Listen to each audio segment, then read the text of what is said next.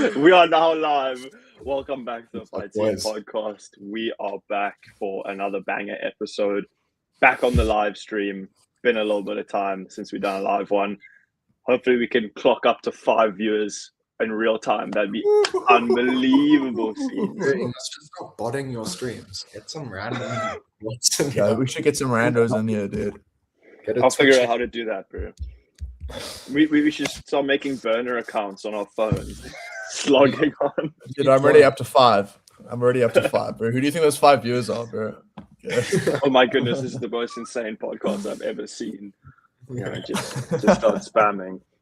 But yeah, I mean, obviously UFC Perth happened this weekend. It was nice to have a card at a good time. I find it hilarious that you see all these Americans complaining, going, why the hell am I up at 4 a.m. watching this or whatever? And you're like, bruh, this is once in a blue moon for you. This is every weekend for us normies. No. But no, it was nice. Prelims was a little bit disappointing. Main card was good though. 4 finishes in 6 fights, so that was pretty good, pretty solid. But obviously, we want to keep it short and sweet and talk about the main fight, JDM versus Prates. Boys, what do we have to say about that one? I won't lie. I'll preface now. I actually missed the whole thing. I had no idea. I had no idea that it was on at 12, right? Or whenever it was. And I remember Toy messaging something about Rahiki. And I was like, he's probably watching old tapes right now or something. Like, wow, I didn't expect JDM to get finished like that. And I was like, wait, what? But yeah. I went and rewatched all of them, but no, I didn't expect JDM to get manhandled like that. And I've been quite a big JDM fan over the years. I told Bester quite like 3 years ago that Oak will be champ one day. And I didn't back him to beat below when it happened. I will always remember that. But yeah, that'll haunt you, brother. That'll haunt you.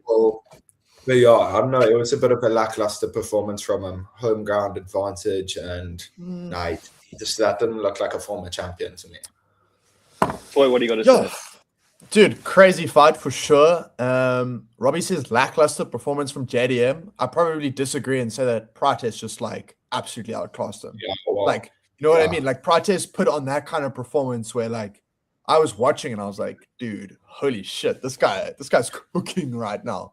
One thing I definitely noted from that fight, Prates is huge, bro. I don't know what's up, but he is huge for welterweight. I mean, he towers above JDM. JDM's obviously like the more like muscular, like typically built sort of guy, but Prates is way bigger, bro. Way bigger, and you could see him abusing that reach every single time off those exchanges. Yeah, you see that clip where like first round he had his hands up, got clocked like with JDM's biggest hits, and then he was like, I don't need to put my hands up. That's not putting me out. And then he's in flow state when he gets his hands down because he just tags you. And his knee, it's his right knee. No, left. It's his left knee that he threw. He threw his left knee and he just absolutely obliterated JDM every single time with it. Every single time. My skin. I would actually bleed from that, I think, if that hit me in my like liver. Yeah. I mean, no one's really talking about it, but how often do you actually see a fighter just like throw a knee to the head without jumping? You know what I mean? He's on the floor and he's just kneeing JDM to the head. I was like, dude, what the fuck is happening right now? But Joe, it was devastating. What did you think, Bester? Dude, I don't think it was the worst performance from JDM. I just think Prates was just brutal. Like he's just it was so much longer, so much bigger, and JDM struggled to kind of get into range with him. JDM did well at the beginning though to back him up. Like he was pushing the pressure, pushing the pace, but as soon as Prates stung him hard, and JDM was like, don't know how much I want to deal with this. JDM like low-key like just starts crying when he's losing. Yeah, it's true. It is true though. That is true. That's courageous to say. Like, he's an emotional fighter, like against Islam coming into 5th round. Like he was like sobbing. Like and then against Prates, that's what you could tell he was not enjoying. Like some fighters enjoy the fight. Oak does not enjoy fight nights, I can tell you. You know, it begs the question, you know, just how good is Ian Gary? Because I think Carlos Prates is a better version in that fight against JDM than he was against Ian Gary. But he didn't fight Ian Gary too long ago. 100%. But Ian Gary just mantled him. except for the fifth round. The fifth round, Prates almost beat him, but the first four was clearly Ian Gary. Like, he just dismantled pointing him. And if you see how easily JDM took Prates down, that's not looking good for Prates versus Islam.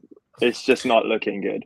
Yeah, but I mean, Prates mentioned something. He was like, I'm not that scared, because he was like, I'm a BJJ black belt motherfucker in his Brazilian. Really? Yeah, I mean, obviously everyone will say that. Like, folks will say that against Kamzat Islam, but when it happens, when that bearded oak no mustache gets on top of you, you just like, it's pretty late for you. Yeah. You don't expect it, and the next thing their power is too much. But I don't know, Prates is like similar. I don't know. I kind of like. I think he's better than Morales, but for me, I think similar things happen. Like, I would actually love to see, while Gary Islam happens, Prates Morales. I think that will be an insane fight. I was thinking the same thing, dude. That's a fun clash of styles, because they'll just be like a stand and bang, to be honest. Yeah, they both will be like not really keen to take that, because like it's such a dangerous fight to take. Like, I don't think it's that likely. Prates literally said that he wants to wait. He wants to wait, so he'll wait for Ian Gary versus Islam. Morales, it was Brady he starched recently, right? And then that was his most recent. What's Morales do next? Morales will probably, I don't even know, but maybe fights like Bilal Muhammad. I mean, Bilal's got to get back in there probably at some point. But keep getting starched. Well, is fighting Bonfim, isn't he? Yeah. So I don't know, dude. Morales is in that limbo area now, where like he's not kind of there for a title shot just yet. But he beat the number one contender and Sean Brady at the time. So Morales gets too much hype. I think I love Morales. I'm a big fan of him, but he's not in that title contention scene just yet. He needs another big win. He beat Brady, sure, but who else? Who else is he? I mean, look at Prates now. Prates knocked out Edwards. He's now knocked out JDM. Like, he's obviously next in line after Ian Gary. Morales knocked out Brady, but like besides that, I don't think he has like a valid say that, I need the belt. Dorino Burns, he knocked him out as well. Please. Yeah. Sure. But just to wrap up the Prates fight, guys, I can't even lie. Watching that second and third round, I haven't like really felt like a fighter's like aura before. But holy shit, bro, watching Prates, I was like, dude, he might kill JDM. Like, he actually might like murder this guy in the ring. You know, like when you're watching these guys, you can tell when it's competitive, right? Like, you can tell like guys are looking for it. But Prates, dude, he just started lining up that KO shot like again and again and again. Like, he's like, JDM, come, bro, come, get up. Let me look for my finish. Bro, how often are you actually like seeing a guy like at the highest level? JDM just held the belt. And he's hungry was trying to embarrass him. He was trying to embarrass him. He literally was give me my knockout finish. You're not going to knock me out. You pose no threat. I want my finish. He has like insane confidence, and he has the skill to back it up as well. Like, he's such a threat. And classically, we've got our boy Blue Sage clocking in here saying that he made JDM look average. And it's true. Definitely. Like, JDM, we know how good his boxing is and how crisp it is, but he just was nowhere like Prates dominated him. It's tough to say, but like, it is true. And then that begs the next question of, with JDM, fraud title holder, did he get lucky with who he was fighting against? Is he still good? Because I think he still beats a lot of contenders in the top 15, top 10 welterweight rankings. Yeah, he got a bit lucky. Just gold again. No, I don't think he's quite young though. I mean, he's not old, so he's in his 20s. So I think he's like 26, 28 in that sort of range. Toy looking it up there. 29. Okay, 29. That's still young though, especially for welterweight. 10 years, like, genuinely. But I was just looking now, like Usman. There's so many fighters who aren't booked. Like, Usman needs to fight. That's why I was thinking maybe Usman Della Maddalena, like, or Usman Morales. Usman DDP is in the works. Yeah. That's been rumored. That's been allegedly. It's been rumored, and a lot of sources have started posting that it's in the works. So we'll see what happens. I feel like Dricus will be so much bigger than him, like huge. Yeah, I agree. I think he'll just especially with height. Destroy him. Dricus is a lot taller than Usman. Just everything. I don't know. Like Usman at middleweight, I guess It's weird though, because Usman did better against Kamzat than Dricus did. So Capra, it didn't happen. like Usman arguably got around there. Yeah, he probably did, to be honest. But yeah, I think JDM still has a lot. Like, he's got a lot to prove now, because people definitely doubt him and see him as people compare him to Jamal Hill, which is crazy. Like, Jamal Hill was worse as a champ than JDM, in my opinion.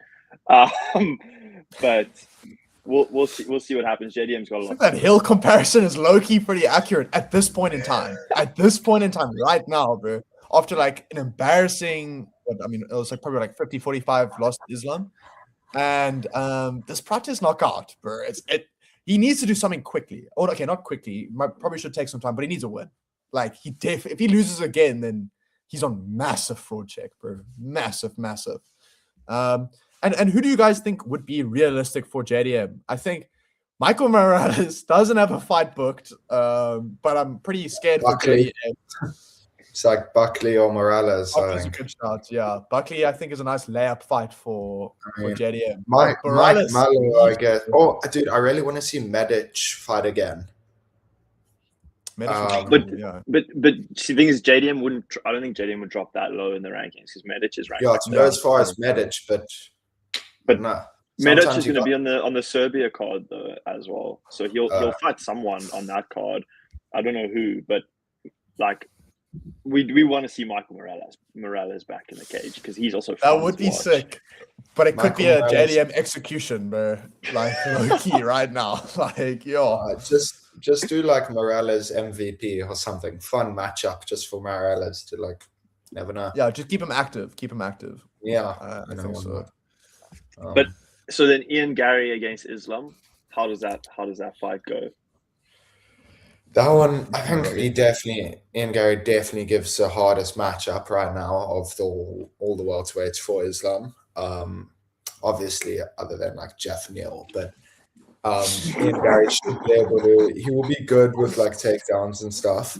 But wait, what the fuck were you saying about Jeff? How can you move so casually on from that, dude? You just like Jeff, hands of steel Neal could definitely pose a problem for Islam. But we won't get too deep into that. But is Jeff Neal even ranked, bro? I don't even think he's in the rankings. I don't think he's in the rankings, bro. Jeff coming with the title charge. Dude, numbers don't define some fighters, okay, bro. Facts, bro. Sometimes you just get it, bro. Get the shot because you're the biggest challenge. Oh, yeah, I did mention it the other day, but genuinely the whole, like, I do think the dynamic of Ireland versus Dagestan again is quite sick. Robbie King clowned. Just wait until I bring Colby Chaos Covington into the title talks. We know he has a ground game to deal with Islam, but again. Okay. Go back to what you said, Ian Gary. Yeah, no, I like the Ireland-Dagestan dynamic there, and dude, Ian Gary is the kind of guy to get McGregor in the corner there. So Khabib, Conor in opposite corners, Ian Gary, Islam, like that is flames. Like from a casual's point of view, that will be a big pay-per-view. Yeah, I think it would be it is McGregor Khabib like 2. Like it is the dupe in a way. Light, I'd say. Yeah, I think the light you can version. compare Islam to Khabib, but comparing Ian Gary to McGregor is like a bit of a stretch. But I do think Ian Gary has most importantly the fight IQ to come up against Islam. Yeah. Like he's a very smart fighter in the cage. And his ground game, while it's not perfect and stuff, like it's still there, it does exist. So I think that's an interesting fight. I like, it's one of those fights where I don't really see a finish. Like I don't think Ian Gary gets finished like that, and I don't think Islam gets starched out either. So I think it's going to be one of those points fights, and Ian Gary is pretty good at that, but if Islam just overwhelms him, then it's kind of tough for him to point fight then. But I think it'll be an interesting one. It'll be sick. Gary came in with so much hype, but then ruined it by being himself. I agree, dude. His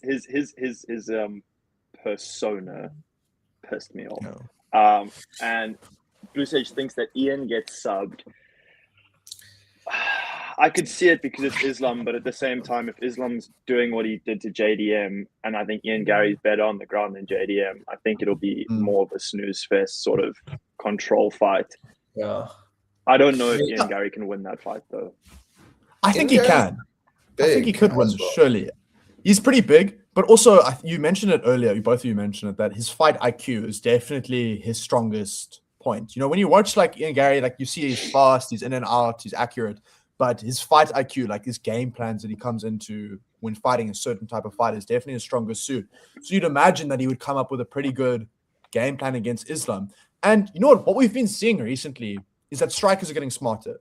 You know, this isn't like 3-4 years ago where if you had a good wrestling base, you could get a good grappler down and then leave him there the entire game or entire fight. You know, like if a striker really comes in locked in, he could avoid a good wrestler. And I think Gary could do it with Islam. The likelihood is that Islam takes him down and holds him there. He couldn't sub JDM, so you know it makes you wonder, could he sub Ian Gary?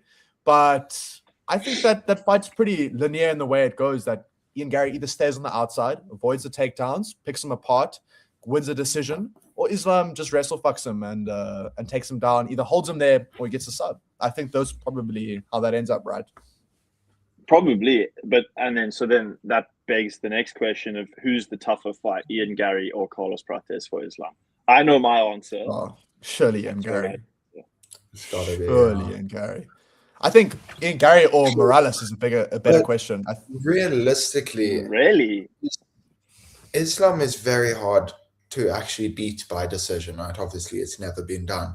If you really needed someone to knock him out, anyone in welterweight, Prates is going to do that. Prates, like he has that power to hit him with that left on his face. And I think Prates has more of a chance.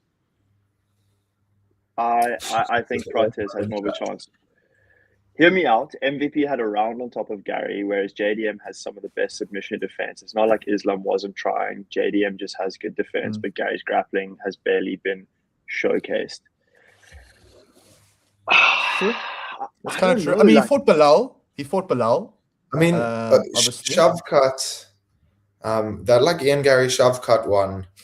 That's the one like I actually will probably rewatch. Ian almost subbed him. Yeah, and so, but yeah, I always forget like that he actually did lose that one, which is like quite big. It was very close, but it's so frustrating with Shavkat. Like I feel like he's just like he's another case of Zabit, like Magomed. What could have been? What could have been literally that like 4 years ago is where he's supposed to like 4 years ago he's meant to be where he's now. But now he's like injured for 2 years and he's gonna have to come back. He could have been a tough fight for Islam because he has. It would have been the toughest fight. Sure, dude, Shavkat Islam would have been insane. Like obviously that would have been generational. When Shavkat comes back, he could be washed. Like it's gonna be who knows? All these injuries, all this time off. But I do think Prates has more of a chance of beating Islam than Ian Gary, in my opinion, because I agree with what you said, Robbie. Prates can knock him out. I think with how long he is, he could keep it at range and try find a knee with Islam coming in, try find the left, hurt him. I think he probably poses the toughest fight, but I still think Islam versus Ian Gary is going to be a good showcase. And again, it'll just go to show is Islam as fucking insane as has been and is made out to be, you know, because if Ian Gary just gets held down like JDM did, then you're like, who beats this guy, bro? Yeah, I mean, this is basically you said Prates is after Gary, right? You said after Gary, it's the hardest fight. I actually disagree, bro. I think Prates got 1% chance. I give him fighter's chance in that if he lands that straight, and lands it flush, then sure, he knocks out Islam for sure. But bro, this guy got zero wrestling, bro. He got zero wrestling, bro. Like JDM almost took his back. I don't know if you remember that. No, but JDM had his like, dude. If JDM's taking your back, imagine what Islam's gonna do. If JDM wasn't so like, didn't have such a rush of shit, he could have maybe got something there, but he straight away went for the neck and just slipped off, and he got too high and everything. But yeah, but does Islam make that mistake? We lost Robbie. But does Islam make that mistake? He takes his time and he'll be more patient. Oh, he's back. So yeah, it's tough because I agree. It's not a good look of what happened to Prates with JDM taking him down and having his back for a split second. Islam is much more patient, much more clinical on the ground game. So it'll be interesting to see. We still need Gary and Islam to be booked. We need that fight to still happen. So interesting times for the welterweight division. It's pretty stacked right now, right? I think we can all agree that the welterweight division is pretty flames. Like in the top contenders, there's a lot happening. There's a lot going on. It's the men's premier division, bud. Come on. Where does Chaos Covington fit in all of this? Now we're talking about a good topic. Dude, honestly. I think just give Chaos Islam, bro. Why not? Just launch him in the deep end, bro. Put Islam in the deep end. Give him Chaos. Honestly, the prime Colby Chaos Covington actually does give Islam problems. He definitely does. Okay, before Robbie starts getting too ridiculous, we'll move on to what's coming this weekend, which is UFC 328, which is indeed Khamzat Chimaev against Sean Strickland. There's a lot of hype built around this fight. There's going to be crazy press conference. These guys have been talking shit. It's going to be interesting. But before we get into that breakdown, if the guest is ready, we're gonna be bringing in our betting specialist, which is Dadley MMA, because this guy hits a lot more frequently than I do. So I think it's better to let him break down some bets for this weekend. And here he is. He's added to the stage. Dadley MMA, welcome. Yeah. How are you, brother?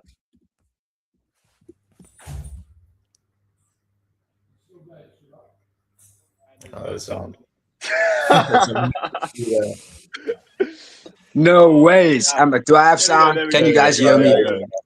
Oh yes, we're back, boys. We come off of an extremely great heater this weekend, cashing Brando Perisic in rounds 1 and 2, cashing Jonathan McAuliffe to get it done in over 1.5 rounds. A sneaky little underdog shot on Louis Sutherland there to get it done over Tai Tuivasa as well. So we're looking to get back in we're looking to push through with some more wins this weekend, boys. And what more to ask for than a Khamzat Chimaev fight week? You know, the last time Khamzat Chimaev fought, he obviously fought against our hometown boy, Dricus du Plessis. And he got the smothering victory over 5 rounds. I would have been so sad if I bet Dricus in that fight. Luckily, we only bet the over on the takedown lines for Khamzat Chimaev at plus 100. Tell me how the book had Khamzat to get 2 takedowns at double your money. Didn't make sense. That is ludicrous. That is ludicrous. It's gonna be nowhere. It's gonna be nowhere near that price this week, guys. It will probably be chalked to the gills. I'm gonna be looking at the takedown proposition line, but it will probably be set to 5 takedowns for Khamzat Chimaev. Yeah, probably will be something crazy. Yeah. Look, I'm going to keep this one simple, boys. My favorite bet on this entire card comes in the main event with Khamzat Chimaev taking on Sean Strickland. And I think Sean Strickland is in for a rough night here, ladies and gentlemen. We've heard years prior, these gentlemen have fought with each other in the cage. Yes, it be a training. But at the end of the day, we've heard so many different people and from various different sources saying that Khamzat Chimaev absolutely smothered Sean Strickland during their training sessions. Now, that was a couple of years ago where Khamzat was still a welterweight contender, wasn't necessarily looking to come through and fight in middleweight. So Sean Strickland could kind of play around with the fact that Khamzat beat him around there in the cage and he could be honest about things. But now that Khamzat is actually the middleweight champion, Sean Strickland is backtracking on some of those things and he's actually going and saying that he bullied Khamzat Chimaev in their training sessions, which I don't necessarily agree with the sentiment or the sentiment. I can't necessarily back that because when I look at this fight on paper, I genuinely don't understand what Sean Strickland can do in there to get the victory over Khamzat Chimaev in this one. So for my first and official bet for this fight, I'm going Khamzat Chimaev to get the submission at the price tag of plus 120. That's just a little bit over double your money. And I think that is at an extremely, extremely fair price based on the fact that yes, we've never really seen Sean Strickland get submitted in recent history. I'm not too sure if he's even got submission on his record, submission loss. But you haven't got submitted until you get submitted. You understand what I'm saying? And I think Khamzat Chimaev is a different beast of an animal in this middleweight division. Completely. I like it. I think that Khamzat has got a lot to prove. He's got a lot of haters after the DDP performance saying he's boring and all of that. So he might come out there, and if he's in a similar position like he was with DDP, he'll actually chase the finish this time. So at double your money, just over double your money, it's a pretty decent line. But now, what else you got cooking up that you're willing to share with us here today, Dan? No, look, guys, we were speaking, or you guys were speaking about the Colby Chaos Covington. My boy Robbie, let's go.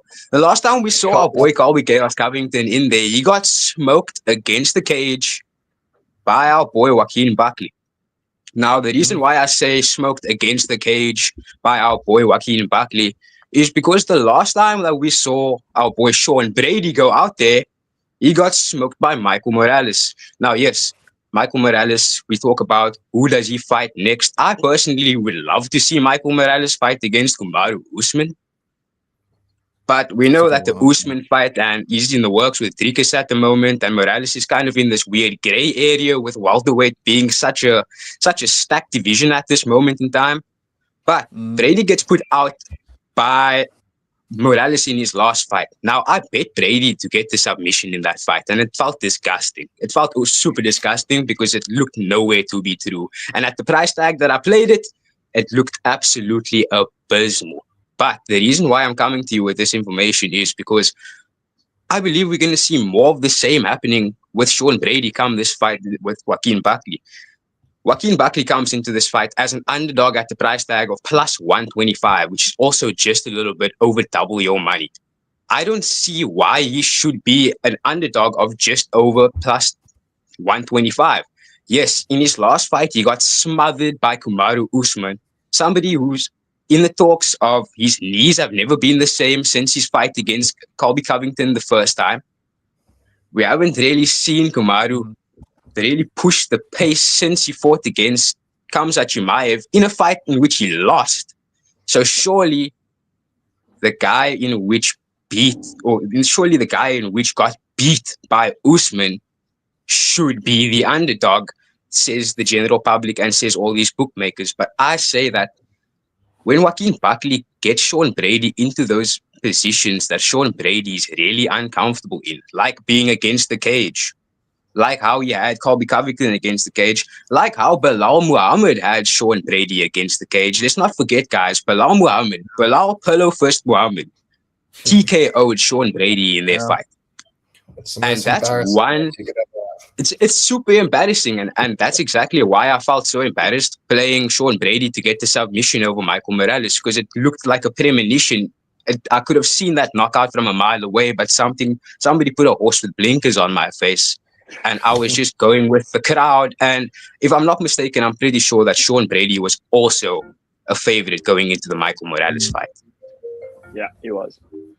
I'm gonna have to fade him in this kind of position, guys, because we see a decline of a fighter where fighters never really got knocked out before, and then they start getting knocked out more frequently, fight after fight.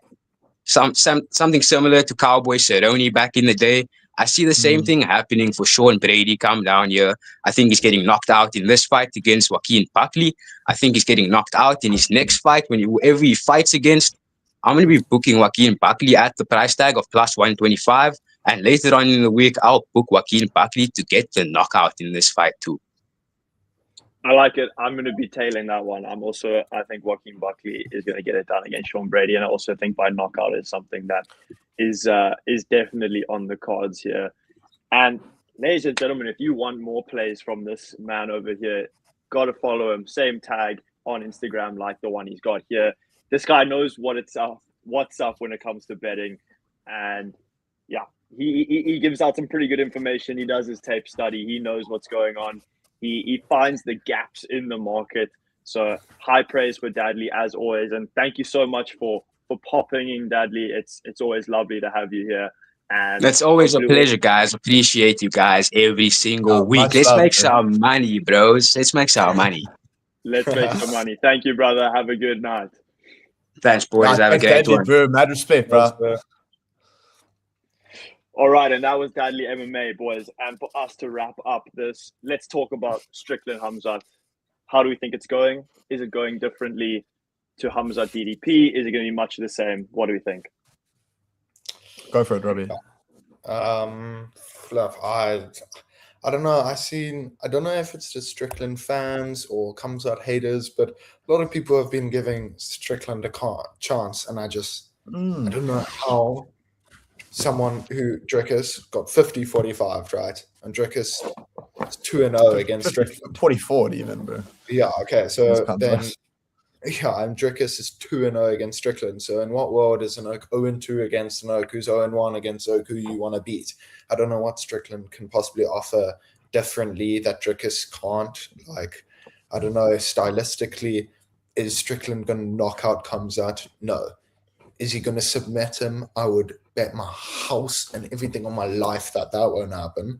And then is he going to outpoint him? Maybe that's the 1% chance. But no, maybe I know he comes at sometimes. I heard this. I don't know if it was true or whatever, but he always goes in with a mindset before a fight. He doesn't study tapes or anything, but I know against like Drickus, his one word that he went in with was control. And then his one against like Gilbert was like smash or whatever. So he went in aggressive at Gilbert, and that's why he almost like lost because he almost got stopped. His coaches were tuning him. I remember that fight. Yeah. So if Hamzat really wants to win, he's going to 50-40 Strickland if he really wanted to. But I can see with all the trash talk and all the mental warfare and stuff like that, that it could get to his head and he could want to brawl with Strickland. And then maybe I see a world where Strickland wants to brawl back with him and something does go down, but that's like a faint. Do you know what I see? Beginning of the fight, while they're doing introductions, they're going to run at each other. They're going to meet in the center of the cage, security pulling them apart or whatever.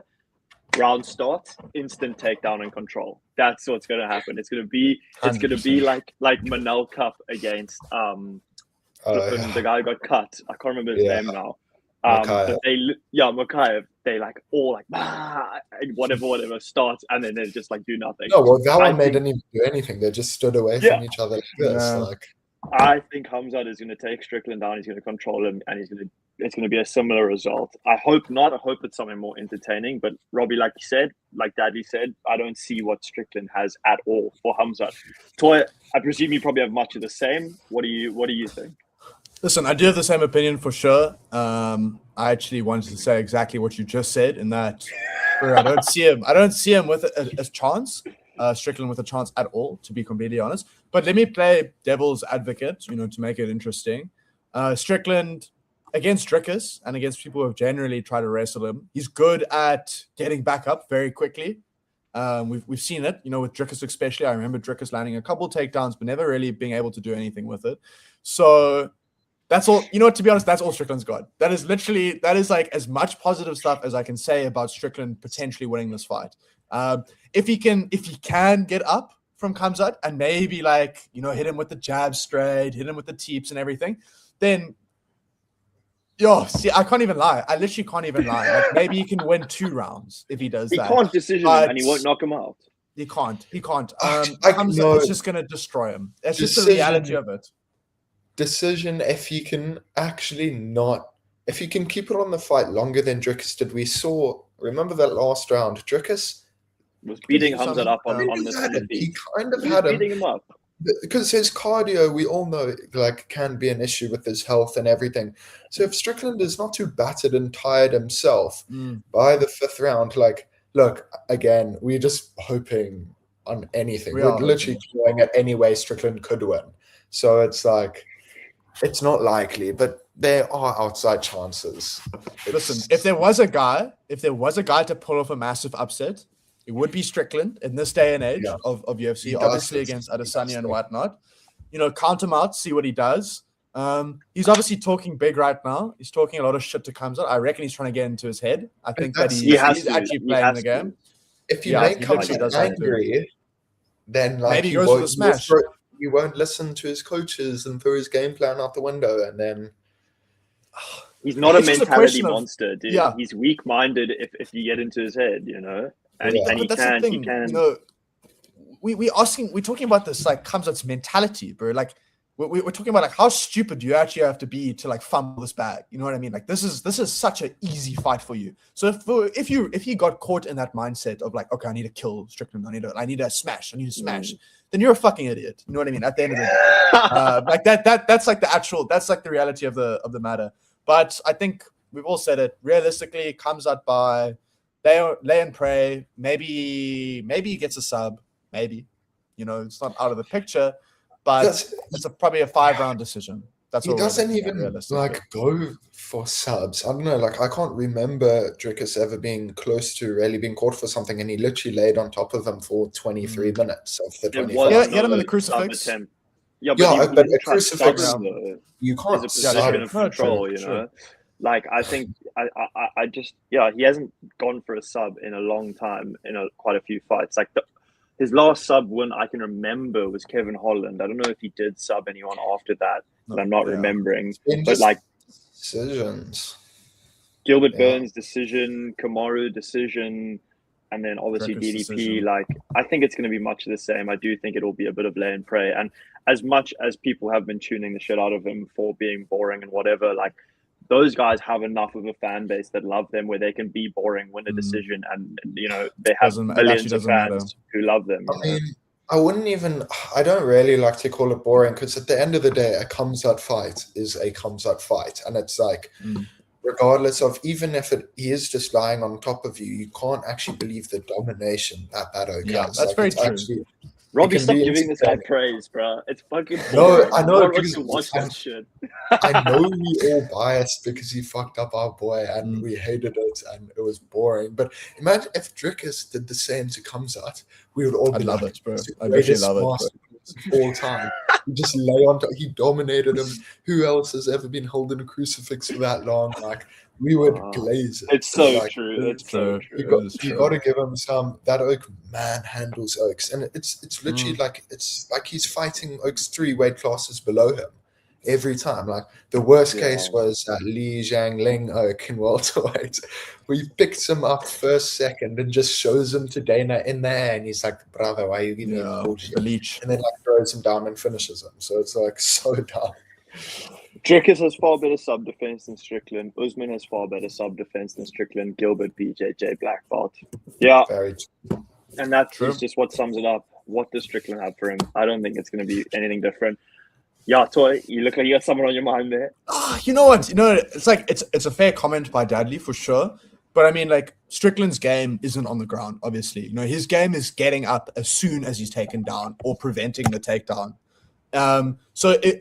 I suppose I said it earlier. It would be interesting to see how effectively Strickland can implement that in this Khamzat fight. I mean, I think that's probably the biggest question about this Khamzat fight is, can Strickland do it? I'm not hopeful. I don't think he will, but it would be interesting for sure if he could just get up and keep Khamzat on the feet, keep him shooting, keep him at range. I guess it would be interesting, but it just feels like too big of a mountain. It just feels like too many ifs and maybes and what ifs with Strickland in this fight. You know what I mean? Like he is good at preventing a takedown. He is good at striking, at point striking at the very least.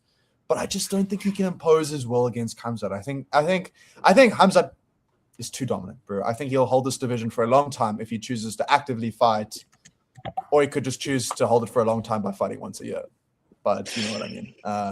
That's if he does a similar thing here, like he did to DDP, and doesn't take much damage, and it's not that much of a crazy fight or something, then he must fight again before the end of the year.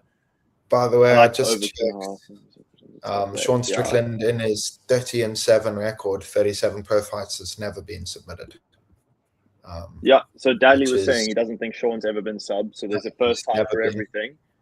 So he has been decisioned by Santiago Ponzinibbio, though, but and it's a crazy loss. Well, let him off it. It was in 2015, but fair enough. But yeah, I mean, there's not really much more to say. We've kind of beaten the dead horse with what we think is going to happen here. guess we'll just have to wait and see next weekend. It'll be interesting to see. It'll have a lot of hype around it. That's always fun. A lot of hype. Let's hope the fight can deliver something. But yeah, gents, about to hit the 40-minute mark, so might as well wrap it up there. But it's been good to be back. Hopefully we can get another one next weekend after the Strickland Hamzat fight. Wrap it up, do a little recap of what we thought, how close we were with the predictions, were we completely off the mark, were we on the mark, who knows. But yeah, good to check the buggers. And we're going to do a good predictions for this weekend, eh? Yeah, we will do it. Yeah, ignore these guys. Just follow what I say, okay? I'm gonna shoot some big ones. Just Strickland by KO, bro. Strickland by sub, bro. Just watch out. Okay? Oh my goodness. Actually, we will discuss just now. But yeah, no. For all those that are tuned in, thank you so much for watching, and we'll check you in the next one. Epic.